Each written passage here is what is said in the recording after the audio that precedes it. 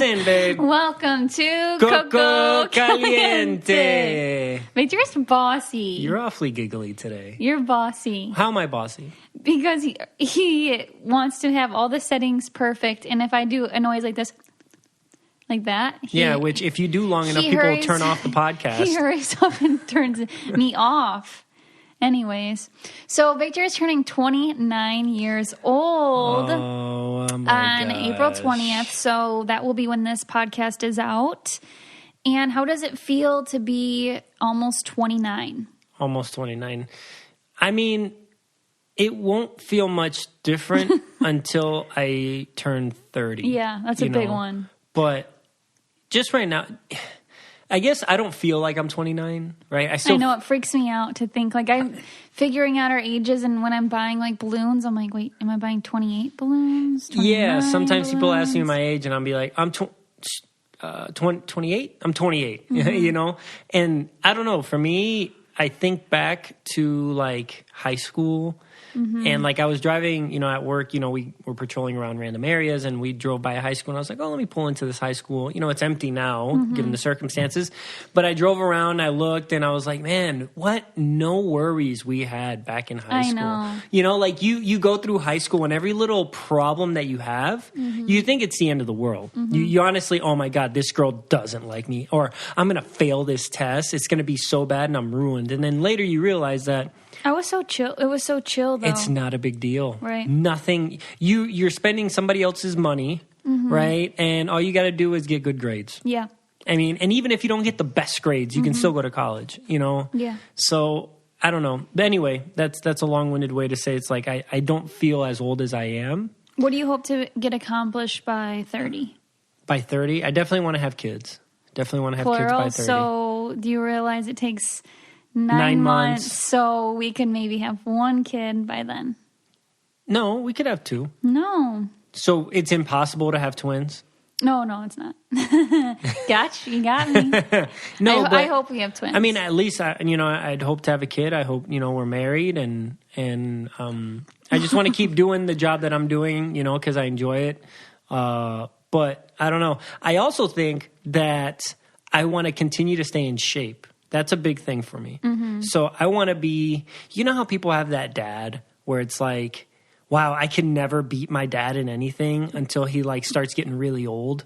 That's what you want. That's what I want to be. My dad is that dad. Yeah, I want to be like 40 years old and still like kicking ass. You know what I mean? And so I don't know. I get it. That's something too. But so staying in shape is important to you. I mean, it's longevity too, right? Because I want to be able to play with our grandkids. I don't want to be like that grandpa that can't even play with. But sometimes it's not a choice. Sometimes I know, but if it's up to me, and if it's my choice, and I'm if no other circumstances in my life cause it to be something else that I can't, if it's just me exercising and staying healthy, then I want to keep that control. You know what I mean? Well, that's good. So, well, today's guest is absolutely magnificent. Oh yes, I fell in love with him. Yeah, me too. He is just a breath of fresh air. He's on Grey's Anatomy. Yeah, he's kind of a big deal, but he's very humble and down to earth.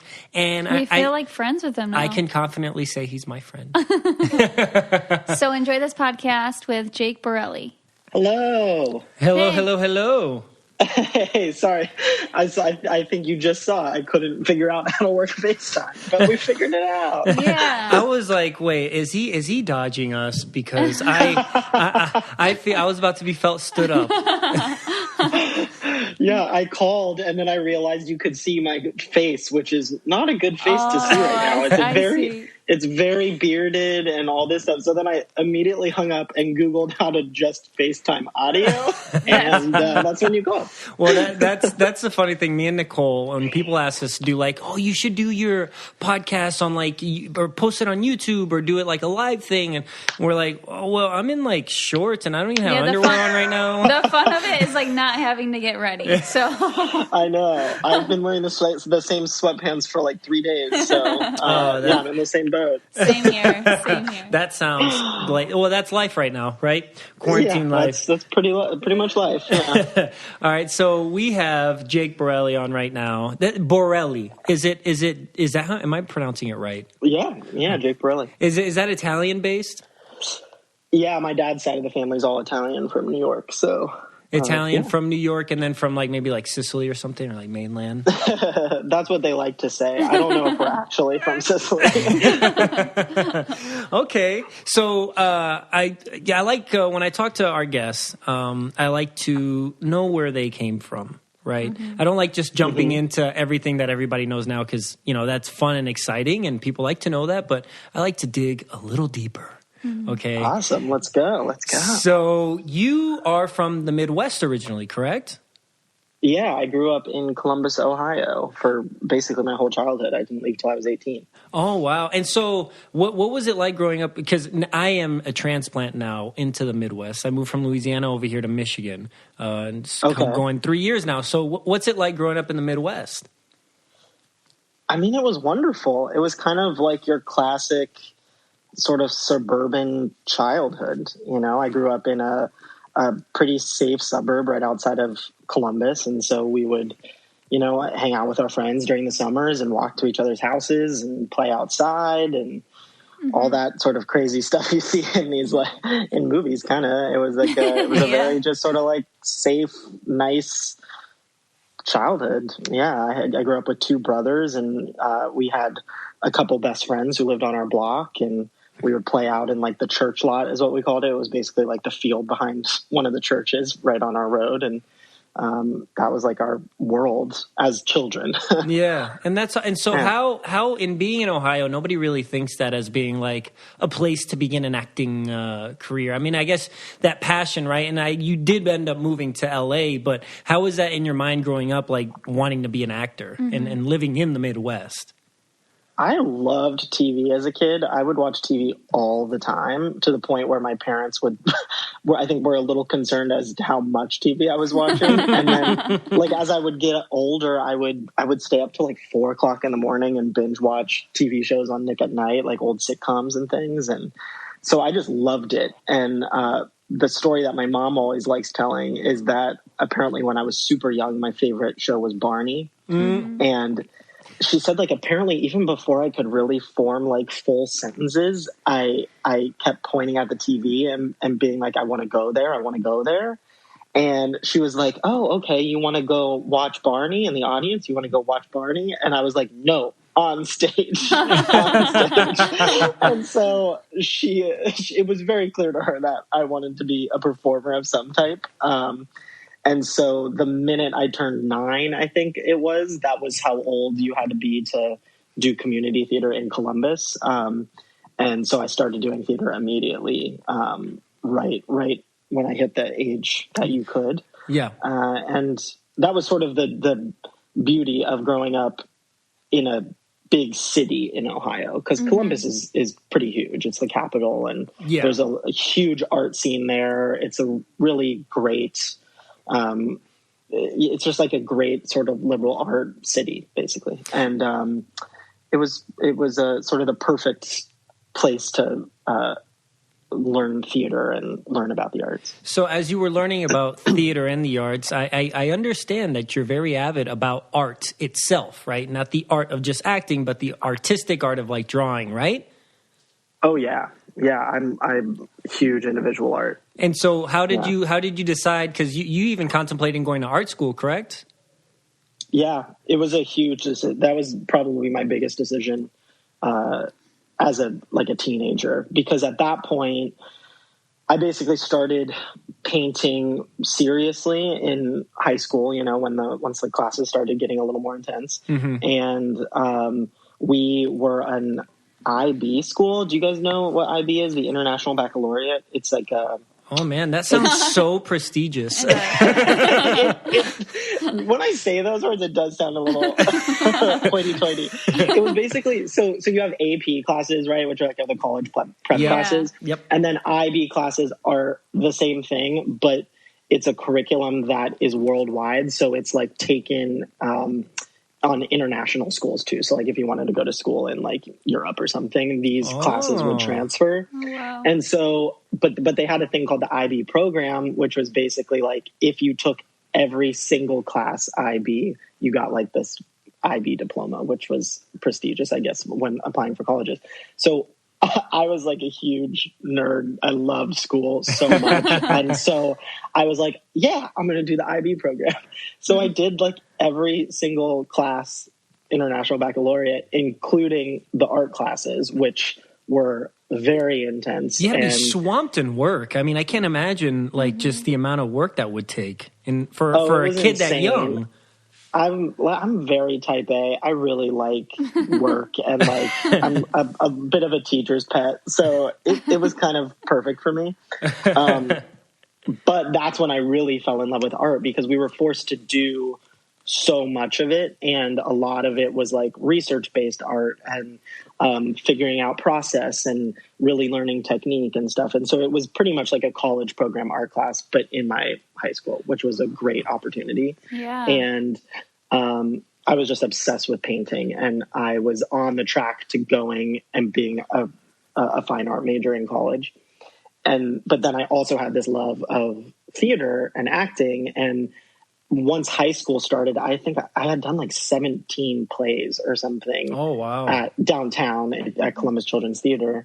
And I had started through people that I met at the theater I had started with an agent, a regional agent in Columbus, Ohio, and was doing commercial work and radio work and sort of making money doing that. And you know, sort of getting bit by the bug of this artistic passion maybe turning into a career. Yeah. So then, you know, senior year happens and you have to decide what college you're going to, if that's what you want to do. And because I grew up at this IB school, we were forced to apply to colleges. Oh, and at that point, I was going back and forth in my head about whether I even wanted to go to college. And it was a huge decision, but I ended up saying, you know what, screw it. I want to be an actor. I want to move to LA. I want to drop college, which was like unheard of at my school. I think 3 kids from my school didn't go to college. Oh, and I was one of them. You're the odd man out. Yeah. Right. And it was kind of nuts too, because I loved school so much and I loved going to school and learning and all this stuff. And so it was I think it was a little bit out of left field for some people when they heard I wasn't going to college. And how'd your parents take that? Were they a little apprehensive about that, or were they just like all, you know, trying to keep a good face for you, you know? Or they were for sure apprehensive, because I think that they knew the benefit of going to college, but I think that they saw that I was, you know, really, I wasn't taking the decision lightly, and I had a plan. And at that point, I had flown to LA and met with managers and really sort of took it into my own hands and I wasn't doing it willy nilly, you know? And I think that they, at a certain point, I was 18 and they didn't really have a say either. I mean, they had an opinion, but I think that they trusted my opinion as well, which thank God they did, because it was a huge thing for them to let me move all the way across the country. And it's funny you say that, because so I work as a police officer here, state trooper in Michigan, and 17 and 18 is a weird age for us, right? Because for parents, you cannot kick your child out of the house at 17, right? You can't just neglect your child and say, you got to leave my house. But at 17, they're allowed to leave the house and you're not allowed to stop them. Right. It's a bit of a catch-22. Yeah, exactly. And then at 18, then you can be like, all right, get the heck out of my house. Right. Yeah, it was a weird age, but they trusted me. And I think, you know, that I had sort of proven my dedication and proven my desire. And I also think, and even looking back, there's a huge part of me that doesn't truly believe that college is the best route for everybody. I have the same sentiments. Yep. Yeah, and I'm so glad I didn't go to school. I think it would have actually sort of halted my development in a weird way. So when Nicole and I first started our Coco Caliente merchandise, it was hard, right? You think you're going to sell this stuff online, it's going to be easy, but you get a lot of orders. Getting them out fast is tough. You know, you got to keep track of who gets what shipping carrier you should use. Are you getting the best rates? And that's why we use ShipStation. It's the fastest, easiest, and most affordable way to manage and ship your orders. Just a few clicks and you'll be managing your orders, printing out labels, and getting your products to happy customers. ShipStation makes it easy. It helps online sellers of any size get orders out quickly, and you save money on shipping costs. And no matter what you're selling, it can be on Amazon, Etsy, or your own website. ShipStation brings all your orders into one simple interface. No wonder ShipStation is the number one choice of online sellers. You'll ship more in less time with the best rates available. And right now, Coco Caliente listeners can try ShipStation free for 60 days when you use offer code COCO. Make sure your business is ready to meet the demands of delivery culture. Get started at ShipStation.com today.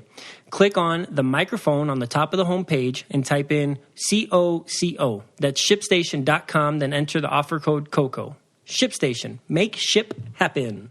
So let's say you were going to do the art track, and I'm just trying to picture in my mind, what would that look like in terms of a career, like a sustainable career for an artist? Not like, the Van Goghs of the world where, years after passing, you become famous or whatever. So is it being an art director, or is it being like an artist and just having your studio and then doing stuff on the side? Like what would that have looked like? I would have loved to have just been a fine art painter, but once again, that would have been another career path, as you're saying, that was sort of up in the air. And so one of the huge things that I wanted to do was work in an art department at Pixar, the art department at Pixar, basically, because I was obsessed with Pixar movies. I loved sort of this like realism, but within cartoon characters. And that's sort of what my focus was during the classes I was taking at school. And so that would have been a sort of like a dream path for me. Yeah. But that's what factored into the decision too. It was like both of these things that I really wanted to do both seemed a little bit impossible almost. And a little bit based in dreams, and a little bit like, well, if both of these paths are uncertain, I might as well do the one that I want a little bit more, which is acting. And I also might as well do the one that's not going to put me, $100,000-$200,000 in debt too. I totally agree. So when you were doing these plays, like in high school, were you just like stand out, like getting the best role, or is it called lead role, right? So like getting the lead role, just doing, or are you just like, oh my gosh, he's so good, he needs to like pursue this? Or like or she wants to know if you were really bad. No, not really bad, but if you're the worst one there. And to be honest, I was pretty good. So this was the theater downtown. So it was more of a professional theater than the high school. Okay. And it was yes, I tended to sort of be in the bigger roles, the more media roles. And then there was also a thing called suicide casting or suiciding for a role, which if you grew up in the theater, you'd get excited about that. Yeah, I know exactly what that is. Explain it to Nicole, so she understands. So it's basically you audition and you say, I'm only auditioning for this role. And a lot of these like community theaters, you will audition and they will place you in the role, like kind of like what you would do in high school. But because I was so busy and doing a lot of regular school, I was like, it's such a time commitment. We were doing, at age like 10 to 15, we were doing 8 shows a week. Oh my God. While doing school, we were doing 3 shows on Saturday sometimes. Like it was a grueling schedule. And so I was like, if I'm going to commit to this, I want the meaty role. And so I would suicide for the roles all the time. Oh, the marvelous Jake. Yeah, so that's awesome. It was in that group that I learned a lot and created some contacts that actually helped me when I started doing. So your parents knew that you were really good then. So like moving to LA, it's like, okay, this he's got a good shot at making his dreams come true. Yeah, and I was working with a lot of really talented people too, like the theater that I grew up with, some of the alumni are like Josh Radnor, who's the main guy in How I Met Your Mother. He was one group ahead of me in that program. Then Mike Feist, who's one of the lead characters in Dear Evan Hansen, the Broadway show. He played Connor Murphy, who the whole show sort of like circles around. Yep. Yep. He was in my program. We did so many plays together. Wow. And so it was a really good group of people to learn with. Cool. So that's crazy, and it gave you the confidence to even want to do that, right? Because you were doing well. Before we leave Ohio, right? Before we leave Ohio, I'm going to ask you some trivia questions. See if you know. Okay. Okay. All right. Ohio gets its name from. Oh. Is it an Indian tribe? Yes. Yes. Yeah, okay. Iroquois, the Iroquois word for Ohio, meaning great river. Okay. And then, very, very random fact, the actual cash register was invented in Ohio by James Ritty in 1878. Oh. Well, that's good to know. So one trivia question. Another fun fact. He got it. So at 18, you make that move to LA. What is that like? Like, what's going through your head? Because it has to be a whirlwind experience, especially. I mean, I imagine age 18. I imagine you going to the Hollywood sign and being like, "Oh my God, I'm here!" Right? Like, I'm here now. I just got to make it here. I mean, it was. You guys, looking back, it was insane. I don't know what I was thinking, and like I know I just applauded my parents for letting me move out there alone. But like, what were they thinking? It was insane. A lot of most kids, they go to college and they're like in their dorm and they have like a card that pays for their meals and stuff. Like right. I was learning how to pay bills by myself and pay rent and I like going to the DMV. Like, what is that as an 18-year-old? It was like crazy. And my senior year, basically, my mom and I went out a couple times to meet with managers and start auditioning a little bit. And I remember her and I, we were like driving around aimlessly trying to figure out what to do. We ended up driving up to the Fox lot, which is like this massive studio on the west side, because we just wanted to see it. we drove up to the main gate and they're like, "Hello, what's your name? Can we have your ID?" And we were like, yeah, we're just here to like go in and see. Like, you can't do that. Like, what? So we were like so oblivious. We walked around Hollywood and Highland, where the all the handprints are, and the stars along the road, Chinese theater like, and all that. Yeah, like the tourist central, right? And we were like, "Oh my God, this is Hollywood. Let's go there." And we walked up to the information booth, where this, like, looking back, he was probably like 17 years old, the kid working the info booth. And we went up very earnestly and we're like, "Hello. Where do aspiring actors live? Where should I get an apartment?" And this kid looked at us like we were like, "What?"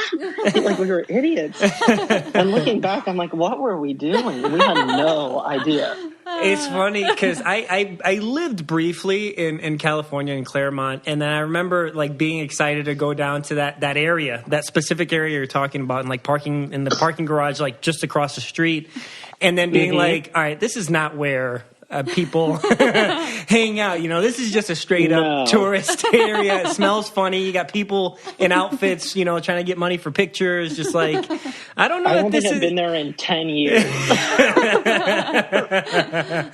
That's awesome. And it's funny you do say that, because same thing. I was 18 and I moved to Puerto Rico to go to college by myself. And doing all those things by yourself, I mean, that's the epitome of growing up, right? And going through those struggles and new things and everything by yourself is kind of like, I mean, I feel like a lot of people need to experience that, but it's really, I mean, it's not viable for everybody to do it. Now you're very independent. Yes. You grew up really fast, didn't you? Looking back, I did. And who knows what that caused in me. I still talk about it in therapy. I'm like, was this a good idea? But I think it was. Mm-hmm. And so shortly after you get there, how long until you land your role as Roy in iCarly? Well, so that's what's crazy. It was my first audition. Get out of here! Moving. My God. I had gone on a couple auditions while I was still living in Ohio because I had a manager at that point.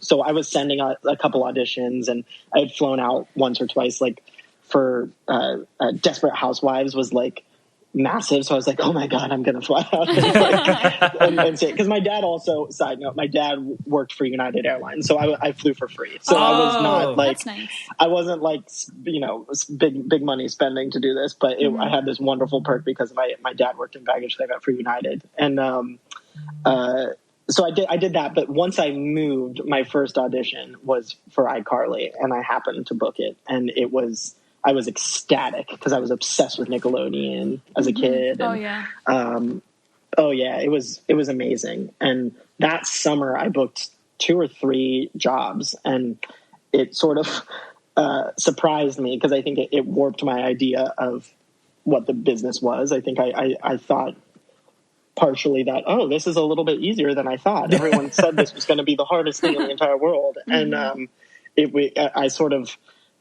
hit the ground running, which was amazing. And I think it gave me something super valuable, which was the knowledge that like, this is possible. I can book things, that it's just a matter of when at this point. That then I hit a weird, like 2-3 year patch where I didn't book anything. And that's when, the real struggle started. So it wasn't necessarily super difficult the first few months, but then it became a little bit harder. And so what was going through your mind in those, because situations like that really allow somebody to grow, right? Mm-hmm. You find your strengths in the darkest times. And I remember myself just graduating college and then getting this job at Enterprise, and then sometimes being like, dude, I don't know if I can afford, the next couple weeks here if my paycheck doesn't come on time, or if it's on a weekend and my paycheck doesn't come till Monday, like I'm stuck eating ramen, right, until that check comes in. Like what was that experience like for you?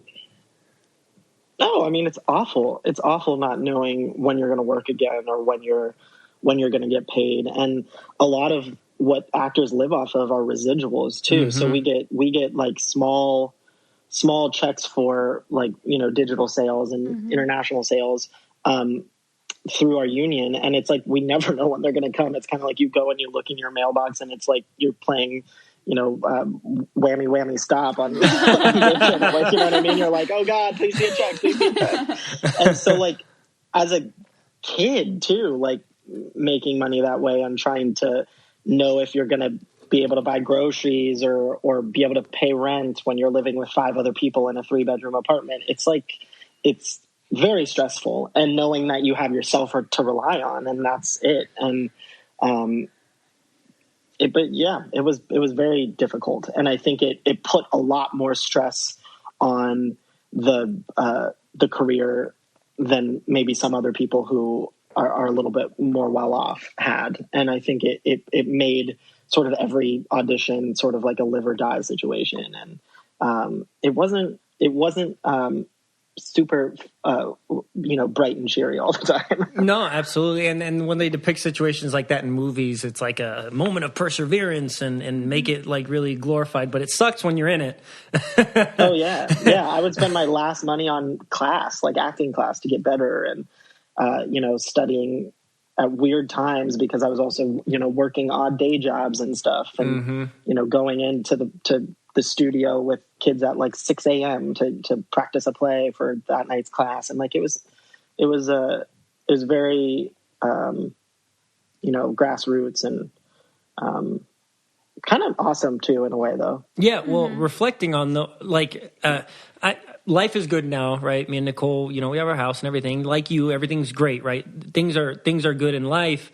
But looking back at those times, it's now nice to look back, right? Be like, wow, I made it through that, and it's a good experience. Yeah, it's a bit nostalgic. Yeah. And also a lot of those friends that I met in those times when we were all like hunkering down and studying together and reading plays and cooking for each other, like those are still my friends now. Absolutely. And it's sort of my tribe, and we all hang out. We all now work together. Like one of my best friends is Janine Mason. She, we would produce plays together and study together all the time. And she happened to end up on Grey's Anatomy with me as one of the other interns. That's and so awesome. we worked together for a year, and she now has her own TV show, and like everyone's sort of coming up together.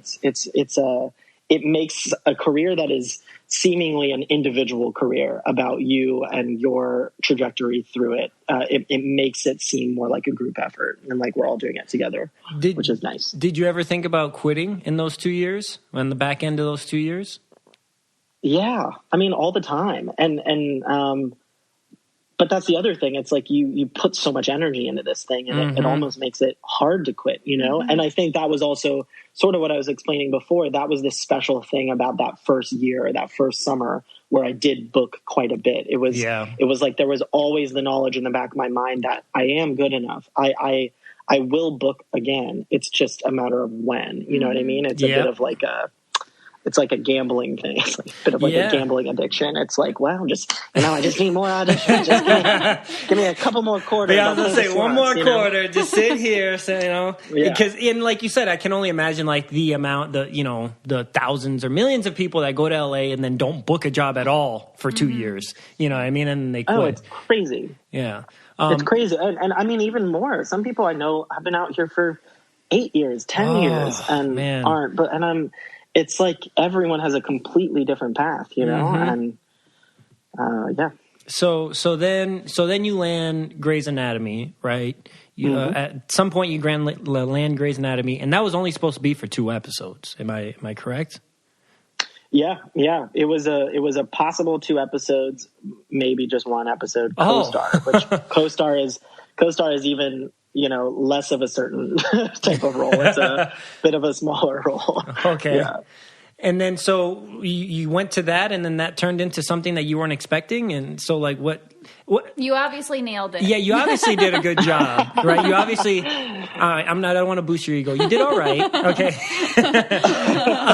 So like, how is that feeling? Like, okay, wait, they're going to call me back. Like, we're going to keep doing this. Like, what is that process like, and then, like logistically, right? Like, are they like, all right, look, we want you for more episodes, and then it can turn into something so like. It started out even weirder. I was at a point, I had been in LA for 8 years. Oh, wow. And I was on a Nickelodeon show, like on and off basically for a couple years and having a blast. But I was still working a day job, and I was still, fighting to pay rent and all that stuff. Yeah. And it was just, I felt like I had given so much to the industry side of things that I had lost a little bit of the craft and a little bit of my love for why I loved it in the first place. And so I made a crazy decision after auditioning for the Harry Potter play in New York. I auditioned a bunch for that. And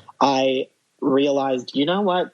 I want to do theater. I want to study harder. I want to meet with some coaches out in New York that I love. And so I moved to New York after 8 years in LA. Oh my God. I sold and like fully moved, guys. I sold my car, quit my job, changed my health insurance over. I was under Obamacare. I like switched it over to the New York Obamacare. Let's just say that the health insurance, switching your health insurance is a big deal. It is. That is huge. A big deal. It took a long time. Yes. And I fully moved. I was like making friends. Like I was living with 6 people in an apartment in Brooklyn, like studying theater with an amazing coach out there. And I was there for 6 weeks and sent 1 audition tape. And that was for Grey's Anatomy. It was from my agent back in LA who was like trying to pull me back to LA. I sent in 1 audition tape, but it was, I remember I got it super late at night. I didn't know that many people in New York. Grey's Anatomy was always sort of known as this show that was like impossible to audition for and like really hard to book because it was like this, super amazing thing. Right? Yeah, it's a machine of a show for sure. Right. And so I was like, there's no way I'm going to get this. Like I was in my mind, I was thinking like McDreamy, McSteamy. And I was like, so I was like, I don't even know that I'm going to be able to put this on tape. And so I called my one friend that I knew might be able to help me. And I was like, if she answers, I'll put it on tape. If not, I don't think I'm going to be able to do it. Oh, wow. And luckily she answered and we put it on tape, sent it away. And then I just forgot about it because I was like, that's Grey's Anatomy. It's never going to happen. And 2 weeks later, they called me and were like, you booked the role. Can you be here in LA at 10 a.m. tomorrow? So I flew the night flight. I found out at 9:30 p.m. New York time. I packed up all my stuff, flew out to LA the next day for my 2 episodes, shot my 2 episodes, and then went back to New York. And I was like, what a wonderful whirlwind experience. That was insane. Oh my God.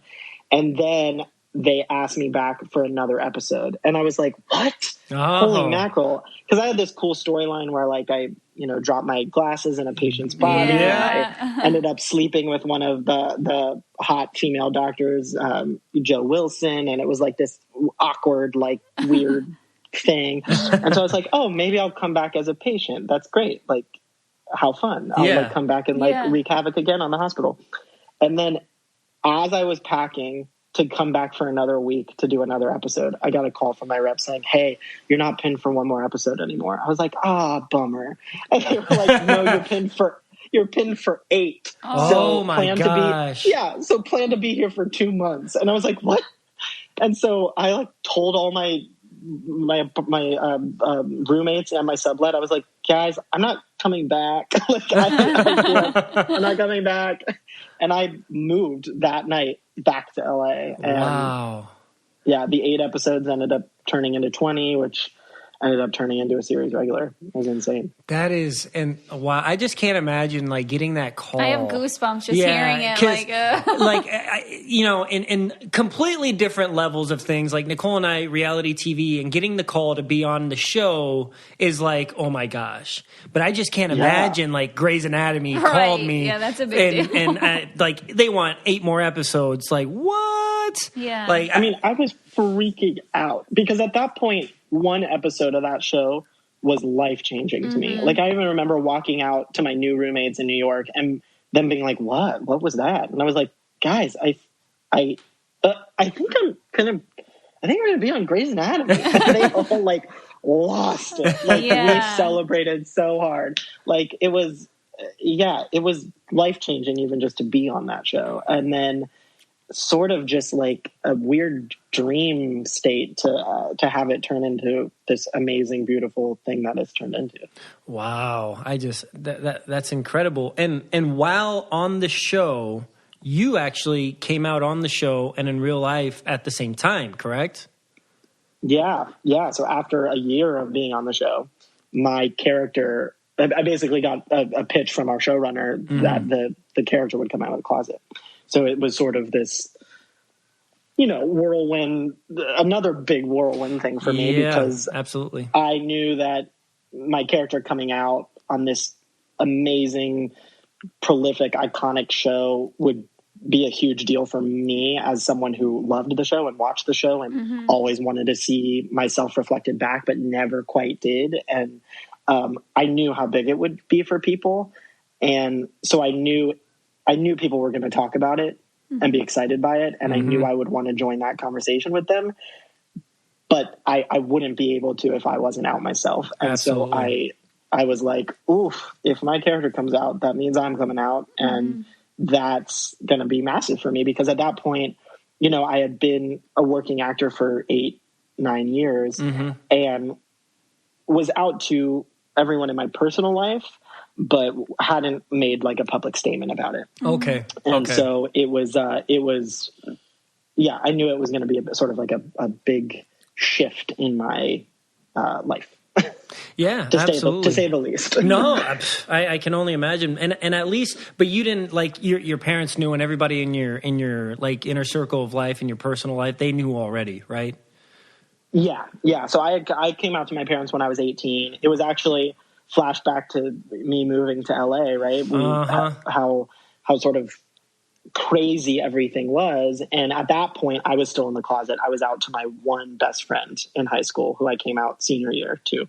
And she was going to keep my secret for me because I had these ideas that if I was going to be a professional actor, I couldn't come out of the closet because a lot of things I heard growing up, especially in Ohio, in religious environment. Yeah, and, conservative Midwest. Yeah. Yeah, and in a time when, we had people coming out in the media that would then, their careers just sort of ended. Yeah, or they got a lot of backlash for it.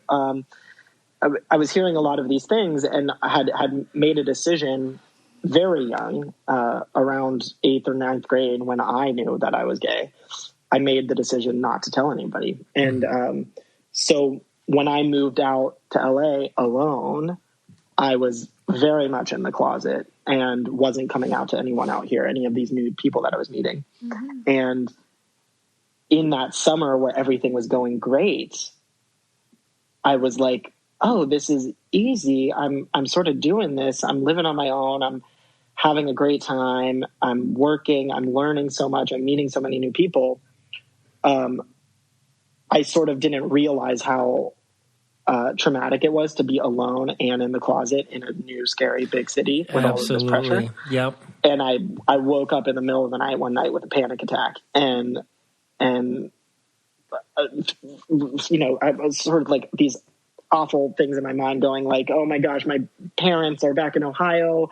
They're dying. What's going on? You know, like making up all this crazy stuff in my head, as you do when you're having a panic attack. Yeah. And so I immediately flew home and came out to my parents. And then came out to my brothers, and came out to, you know, a lot of people in my life that summer, because I didn't, it all caught up to me how awful it was for a young person to be in the closet for that long. Yeah, you know? I've seen it before in like different documentaries or talking to different people. Like we had Shane McAnally on. He had, you know, was talking about that as well. Mm-hmm. And I just can't imagine. And he was even talking about how you doing your craft a certain way is not exactly who you are. You know what I mean? So you might have gotten better at your craft even after you came out to everybody, especially your family, because you felt more comfortable in your own skin, mm-hmm. you know? And yeah, totally.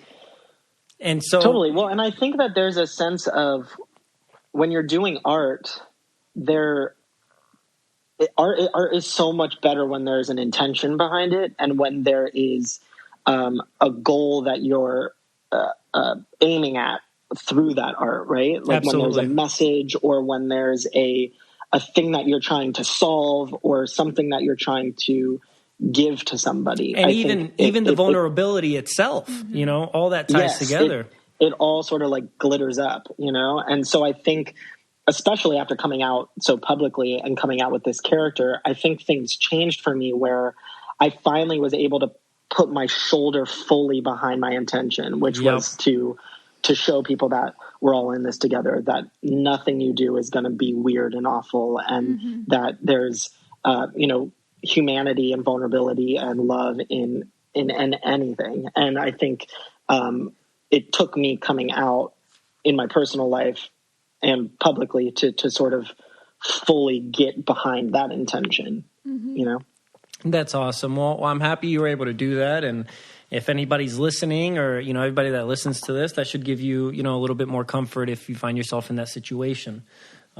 Because honestly, everybody should be able to be themselves without, you know, having fear of anything, you know, mm-hmm. so there's that. Yeah, totally. So I wanted to ask you, because Nicole and I happen to have done some reality TV. No big deal, right? It's not a big deal. It's literally not a big deal.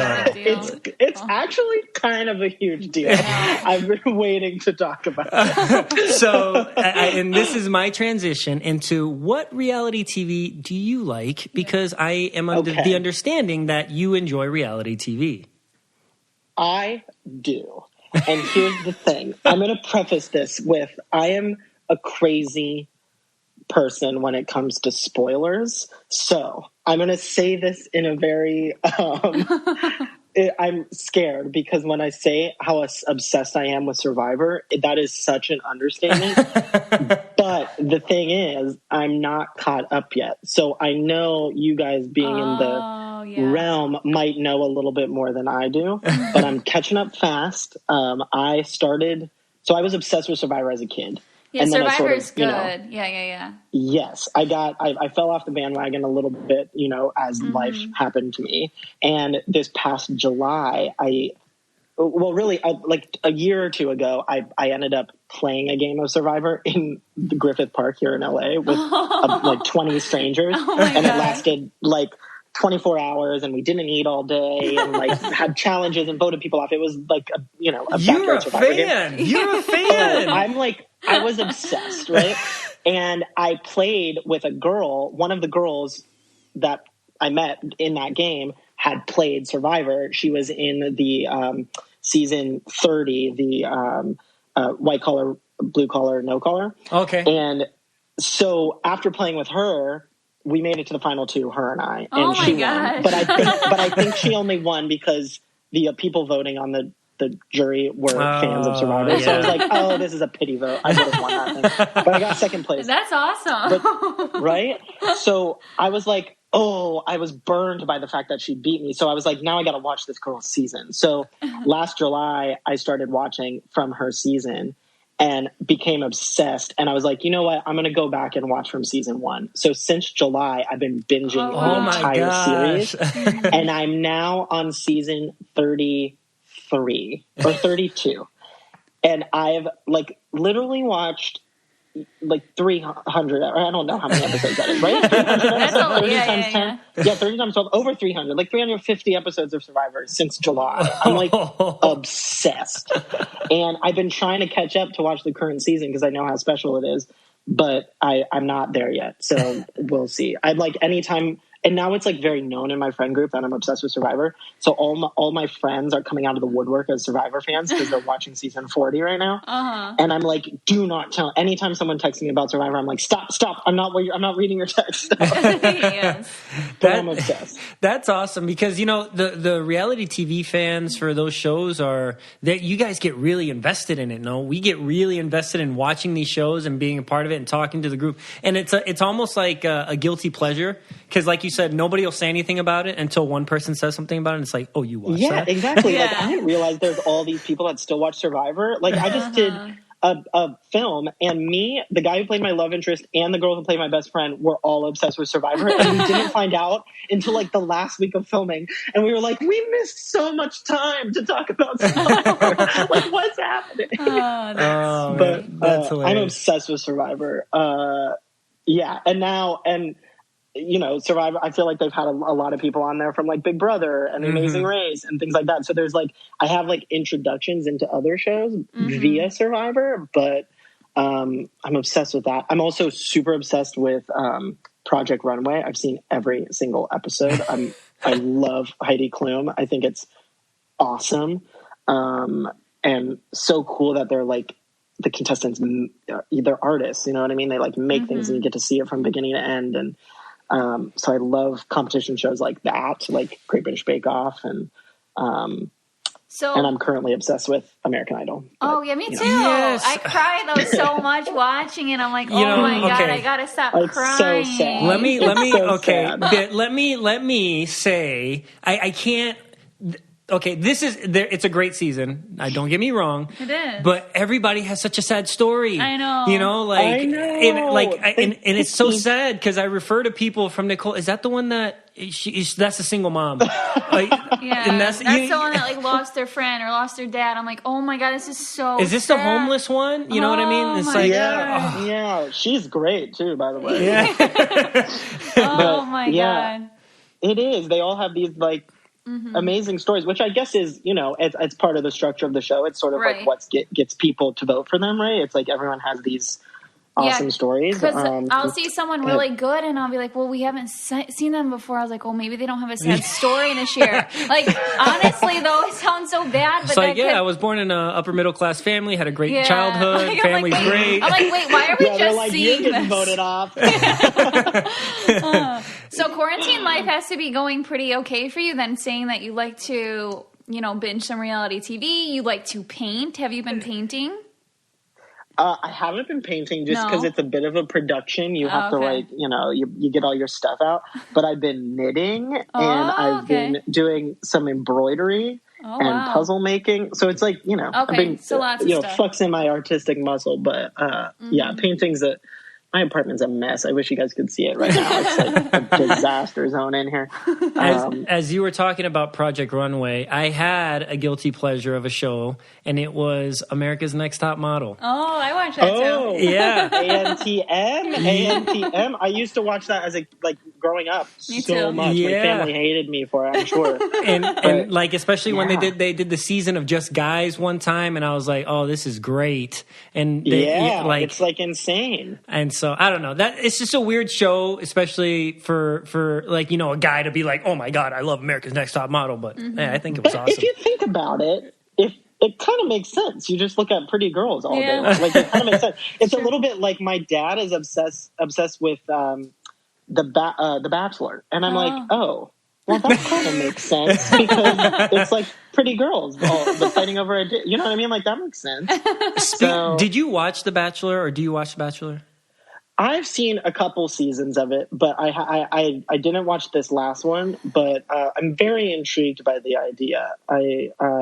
I think it's really interesting, and a bunch of my friends watch it. Well, because I never watch it. This was our first season that we watched because we wanted to understand like the hype, and it was like pretty terrible, and like you feel so. It was a train wreck of a season. I'll just say that. It's very intense. Like, you put all these people who want love in this pressure cooker. And there's only one guy and all these girls. I know. I'm just like... Okay, but let's also preface it with the fact that love is in quotation marks and Instagram is the goal. Is that... Or am I...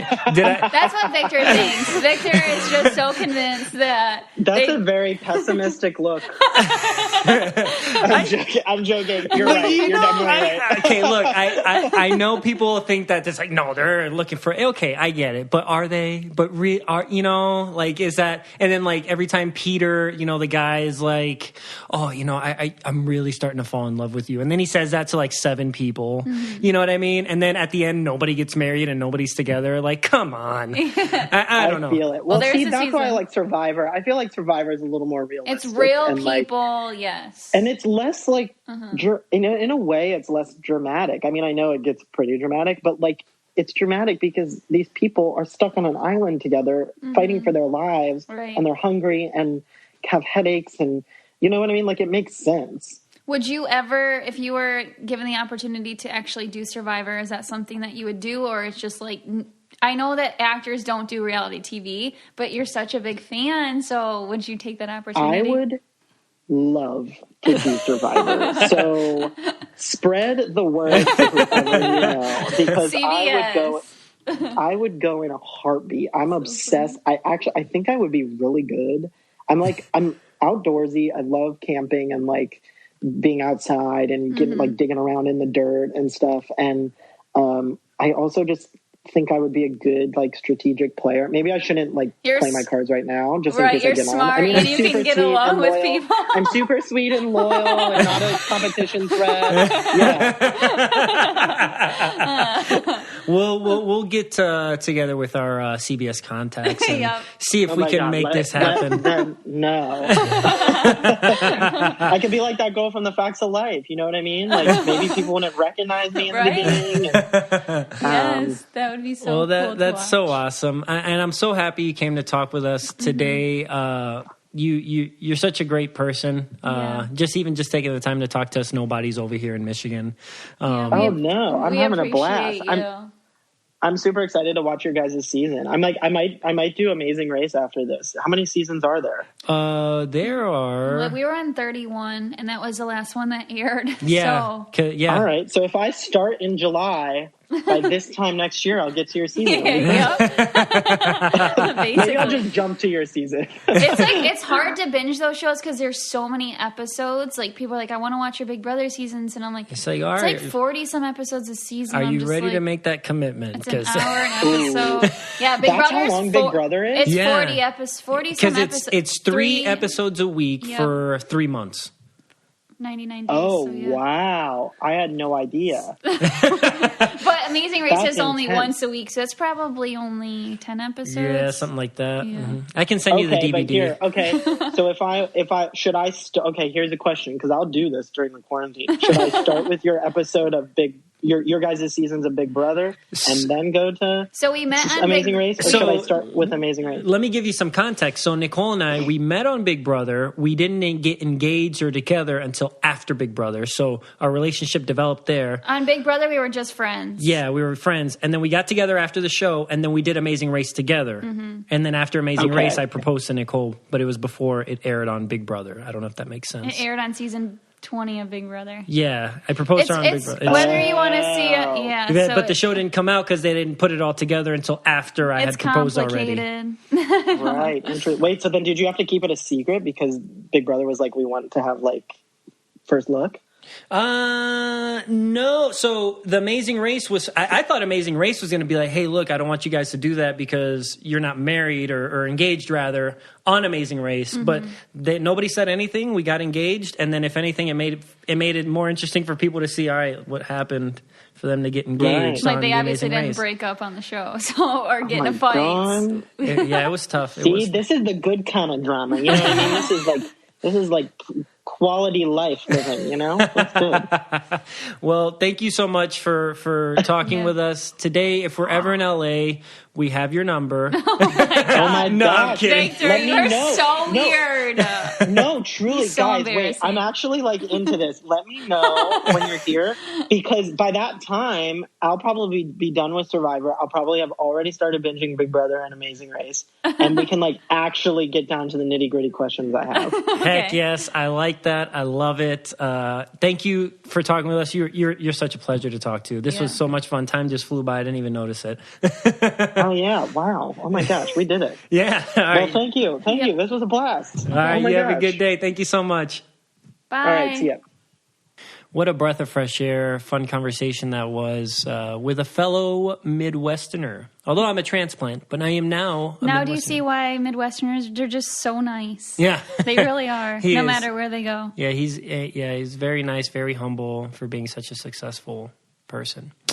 Now, switching gears, Nicole, before I test you with the Spanish word of the day, what do you got for us in store for Weird or Normal? Well, for Weird or Normal. Weird or normal. So, since it is almost Vic's birthday, cake is something that we will probably have, which, yes, we are having cake, Victor. Okay. Why are you talking like that? But it's not. You're having ice cream cake. Vic loves ice cream cake, so my mom's making homemade ice cream cake. So this doesn't apply to ice cream cake. You know who else likes ice cream cake? Who likes ice cream cake? Cake. Michael Scott. The Office. Yeah, he said that last night in one of the episodes. We rewatch all like The Office all the time. So, but anyway, yes. Yeah, I was allergic to dairy. That's what he says. Anyways, so this is a Weird or Normal that I saw being done before, and it is a suggestion from a listener. It's actually a really good idea. Do you break apart your cupcake in half and then put the bottom half on top of the frosting so it's kind of like a sandwich? So, rather, do you take the top off of the... No, you take the bottom off. You break it in half and put the bottom on top. Yeah. I have never heard that in my life. And it kind of makes sense because it becomes like a sandwich. That is weird. So it's like cake, frosting cake, instead of like all the frosting on top and then all the cake on the bottom. My only problem with that is... Crumbs. Yes. Crumbs galore. Which cupcakes are normally given at a party. So if somebody's at my house and they take a cupcake and without a plate, but because cupcakes normally don't come with plates, right? So this is what's processing in my mind. If somebody said that in the house, like, oh, have you guys tried this? I'd be like, no.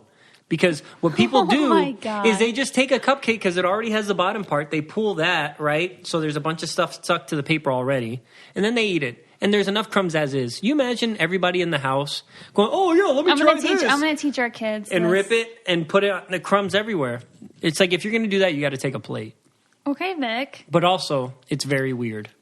It's kind of a good idea, and I've never done it before, but I'm going to try it. Well, the thing is, I never eat any of that stuff half the time. And then the other times that I really do eat them, it's with ice cream, and then I just... Yeah, you have a disgusting tendency. Like, let's not even... We've already talked about that, and that's way disgusting. It's not disgusting. Liquidate all of your how do people desserts into a drink. Like, if I'm going to...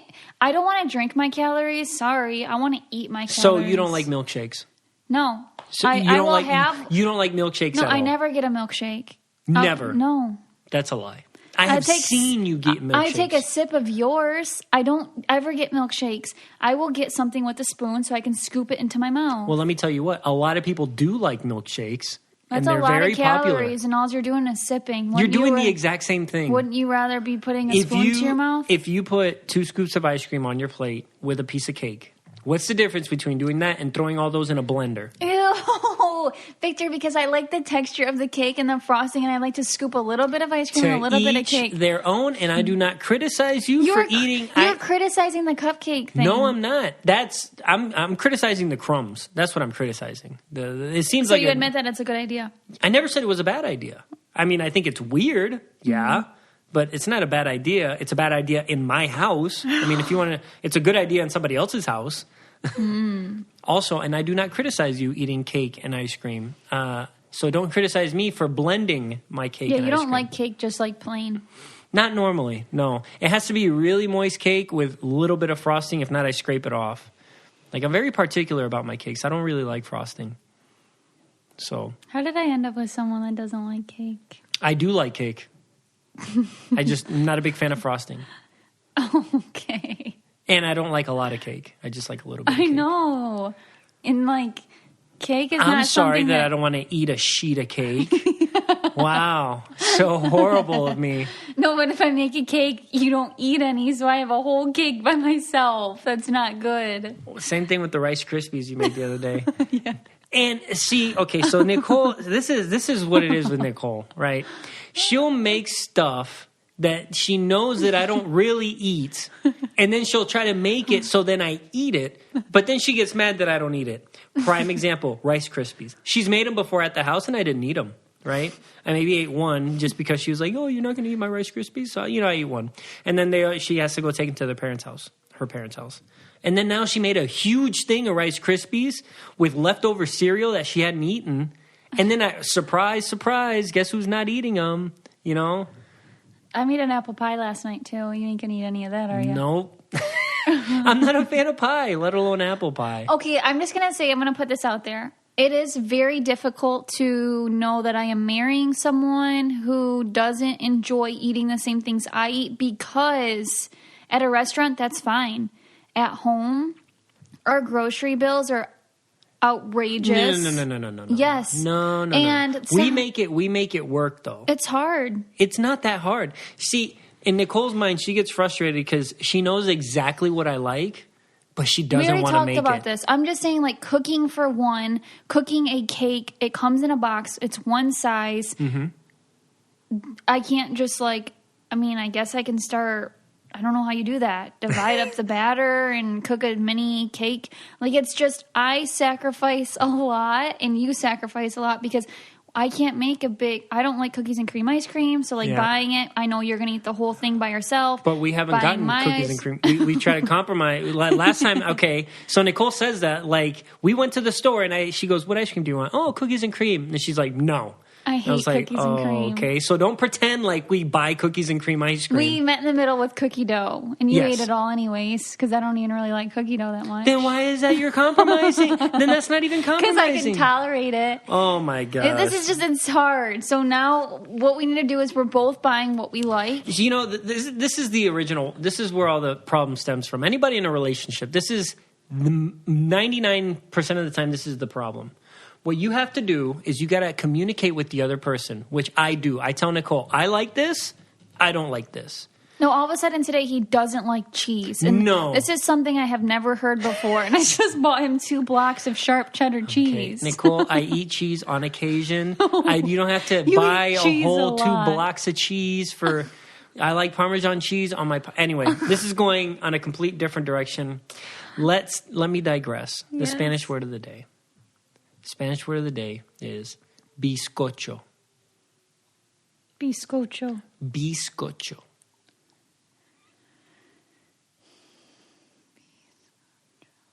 Bizcocho. Starts with a B or a P? B. How do I spell that? Bizcocho. I mean, I think it's irrelevant how it's spelled. You're not doing a spelling bee. Biscuit. Cake. Oh, dang, that was close. Yeah. That's food. Yeah, you're right on track there.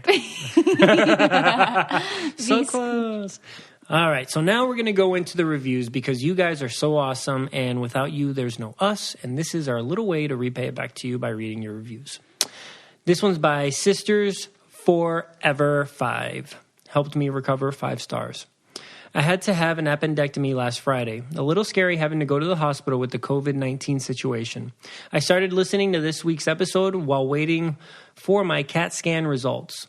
Great distraction. You two always make me smile. Appreciate all that you're doing during this quarantine to help brighten our days. Especially love the video of Vic doing your makeup. Wish nothing but love, happiness, and blessings for you both. Thank you, Amy. Thank you, Amy. That was very nice of you. And Nicole had a lot of fun with that makeup. You looked great, by the way. Yeah, okay. This one's from Lauren McDonald. Love y'all in this podcast, 5 stars. I love this podcast. I was a huge fan of both of you on Big Brother, but am a bigger fan of y'all outside the house. This podcast is so genuine and makes me smile each time I listen. Absolutely love the variety of people that come on. Listening to this podcast makes my long drive home on the weekends pass so much faster and makes them more enjoyable. I love how the both of you are so relatable and true to yourselves. Oh, that was very sweet. Thank you so much. And if you want us to read your review, make sure to rate, review, and subscribe on the Apple Podcasts app. That's the easiest way to do it. You can listen to this podcast anywhere you listen to podcasts, Google Play, Spotify, Stitcher, iHeartRadio. And you can always go to www.cococalientepodcast.com. And you can also check out our merchandise there. Don't forget to follow us at Coco Caliente Podcast on Instagram and at Coco Caliente Pod on Twitter. Thank you. Thank you.